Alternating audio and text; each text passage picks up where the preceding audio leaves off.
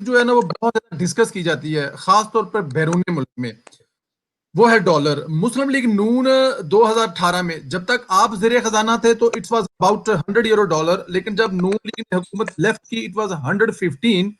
अभी इस वक्त 165 पर है dollar.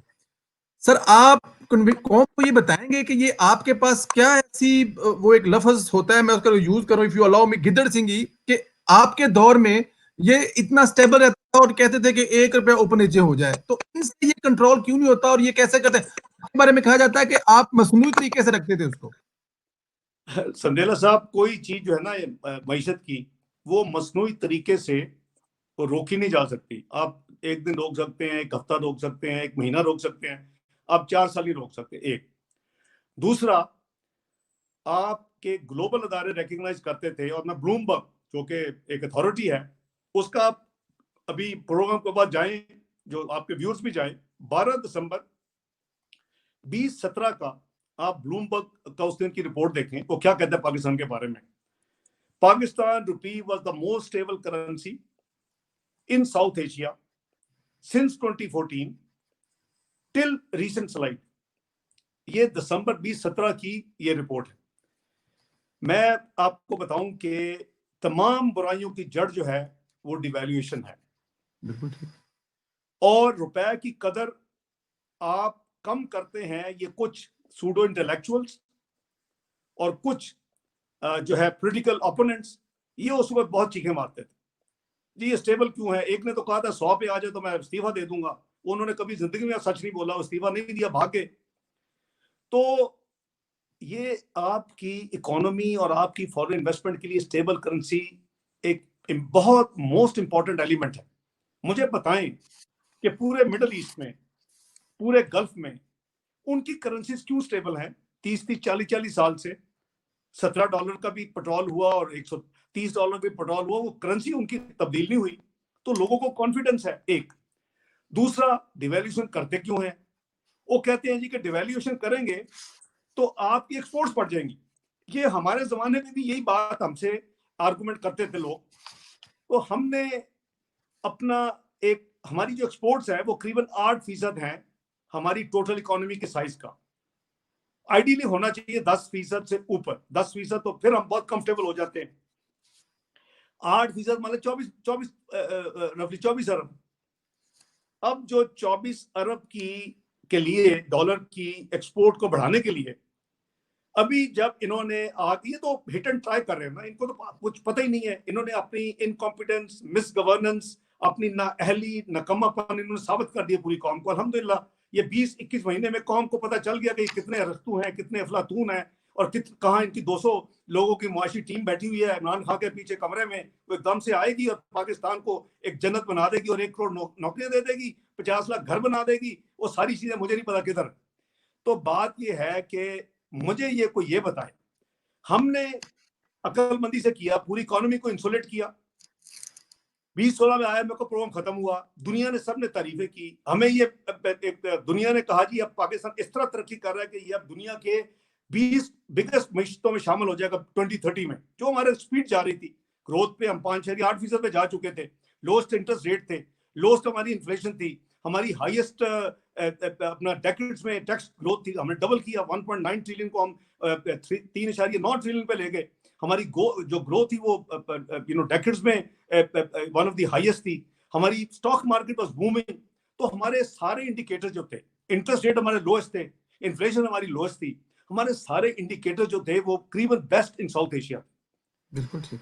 GDP, interest rate, inflation, revenue growth, अपना स्टॉक मार्केट, रुपी की स्टेबिलिटी, सब आज हम हर चीज में वर्स्ट हैं।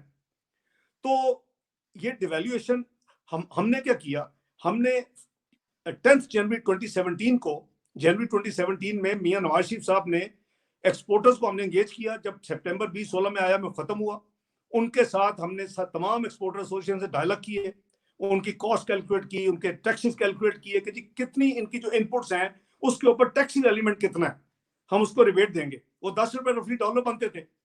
हमने उसका 180 अरब का एक पैकेज दिया जनवरी 2017 में। उन्होंने कहा जी कि हम 1 जुलाई 2017 से 30 जून 2018 हम जरा मार्केट कैप्चर करके हम आपको मिनिमम 10 और मैक्सिमम 15% ग्रोथ देंगे, वरना आप हमें अगर 10% से भी ग्रोथ ना दी तो आप हमें ये रिबेट ना दें। हमने वो अनाउंस किया पैकेज जनवरी 2017। शायद काका नवाज साहब आ जाते हैं, मियां नवाज शरीफ साहब को डिस्क्वालीफाई कर दिया जाता है एक बड़े यानी भौंडे तरीके से। उसके बाद शायद खान अब्बासी साहब के कहने पे मैंने 67 बिलियन उस जो पैकेज था एक्सपोर्टर की को हेल्प करने का, उसको इजाफा किया।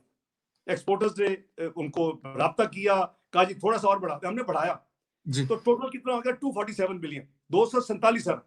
इसको जी कहते हैं टारगेटेड हेल्प, ताकि हमारी बाकी इकोनॉमी जो है नेट इंपोर्टर है, हमारी तो एक्सपोर्ट्स में भी 65% के करीब इंपोर्टेड एलिमेंट कंपोनेंट होता है।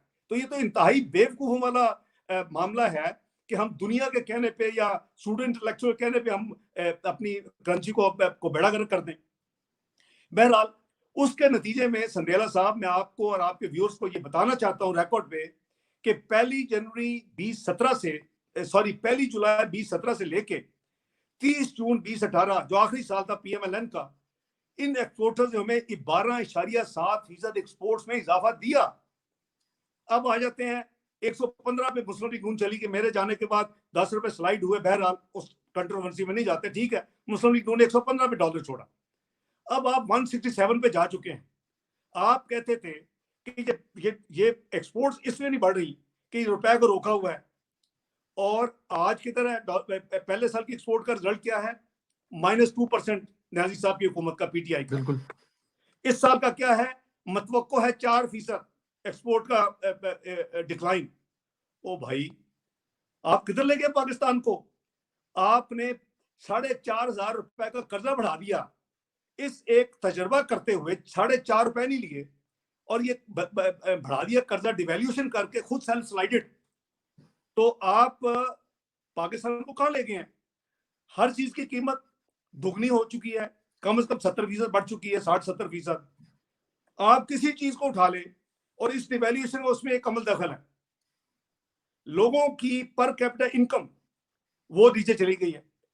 और तो और जो 22,000 अरब की जीडीपी हम 34,000 अरब पे लेके गए थे, 313 बिलियन डॉलर पे, और ये एक आइडियल बिल्कुल ठीक। एक ट्रेंड जा रहा था ग्राफ। उसको जनाब पहले साल में एक तो फ्रॉड किया कौम के साथ, थी 1.9%, फज करके करने की 3.3% है, यानी 74% इजाफा कर रहे हैं नंबर में, इन्फ्लेट कर रहे हैं लोगों को बेवकूफ बनाने के लिए। और अभी जब दूसरा साल खत्म होने वाला है तो आराम से कह देते हैं जी वो तो 1.9% थी। और भाई कोई एक्शन है? 1% जीडीपी ग्रोथ में variation is a big question mark. भाई अब डेसिमल में होती है वेरिएशन, अगर हो तो जब रिवाइज होते हैं फिगर्स। इन्होंने ये जो ड्रामा किया या फ्रॉड किया या फजिंग की, उसके नतीजे में हमारी अब जो रियलिटी आई है तो हमें 1.9% है। अब दूसरे साल की क्या है अपोजिशन? वो ये है कि ये कह रहे हैं, खुद अब कह रहे हैं कि जी इस साल हमारी एक्सपेक्टेड है 0.38 नेगेटिव ग्रोथ, यानी 5.8 से शुरू होते हैं, हमने छोड़ा। और पहले साल 1.9% पे लाए, ये गलत बयानी करते रहे, 3.3% ग्रोथ है। और अभी कह रहे -0.38%, यानी 38% माइनस होगी। ये सबसे इंपॉर्टेंट इंडिकेटर है संडेला साहब। इससे रोजगार के मौके मिलते हैं, इससे फीसद का आमदनी आपकी बढ़ती है, इसका आपका मुल्क तरक्की करता है, इससे आपके टैक्सेस की कलेक्शन बेहतर होती है, इससे आपका मुल्क जो है वो उसकी एक ओवरऑल इकोनॉमी स्टेबिलिटी आती है। आपने मुल्क को तबाह करके रख दिया। तो बात ये है कि ये जो डॉलर वाला मामला है ना जी, ये सारा एक पॉलिटिकल था। वो लोग जो इनके साथ उस वक्त मिलकर टेलीविजन टॉक शोज में करते थे ना, जब ये 120 क्रॉस किया तो वो भी हट गए। उन्होंने कहा ये तो कौम फिर हमें तारीख में गाली हमें भी निकालेगी। मैं नाम नहीं लेता, आप खुद रिसर्च करें। वो आके कहने जी ये तो बहुत ज्यादती कर दी उन्होंने, ये होना नहीं चाहिए था। वो लोग जो कहते थे, अब असद उमर साहब को ले रहे, मेरे दोस्त जो है वो 127 की बात करते थे जब ऑपोजिशन में थे। भाई 127 में रोकना था ना यार, लेकिन इनमें स्किल ही नहीं है। They don't know how to handle the economy, how to handle Pakistan, अवाम के इंटरेस्ट को कैसे। ये बहुत बड़ी पाकिस्तान के साथ ज्यादती हुई है जो ये सेल्फ स्लाइडेड डिवैल्यूएशन की गई है पाकिस्तान में। दुनिया के कई ममालिक को कुछ लोग western part of the world उन्होंने उसको फेल करवाया है, उस मुल्क की करेंसी को डिवैल्यूएशन करवा के। 19 की दहाई में डॉक्टर महातर घर गए थे, डिवैल्यूएशन फौरन अटैक हुआ था। चंद हफ्ते पहले तैयब उर्दवान साहब ने कहा, चंद महीने पहले सॉरी, टेलीविजन पर आके मेरे करेंसी पे अटैक हो गया है। वेनेजुएला में यही मामला है। ओ भाई, हमें अकल होनी चाहिए, हमें अपने मुल्क की, अपने अवाम की, अपने कौम की फिक्र होनी चाहिए। हमें जो बाहर से कहे, इनको कुछ आता ही नहीं है, जो होता है वो इनको अफलातून समझ लेते हैं, उनको ले आते हैं या उनको रास्ते शुरू कर देते हैं, उनसे मशवरे लेते हैं और मुल्क का सत्यानाश करके रख दिया। सर बिल्कुल ठीक कह रहे हैं आप। तो टीम वर्क जो होता है वो बड़ा अहम होता है। नवाज शरीफ साहब जब कहते थे कि मेरे पास एक टीम है, तो इट वाज ट्रू, और वो साबित किया। सर एक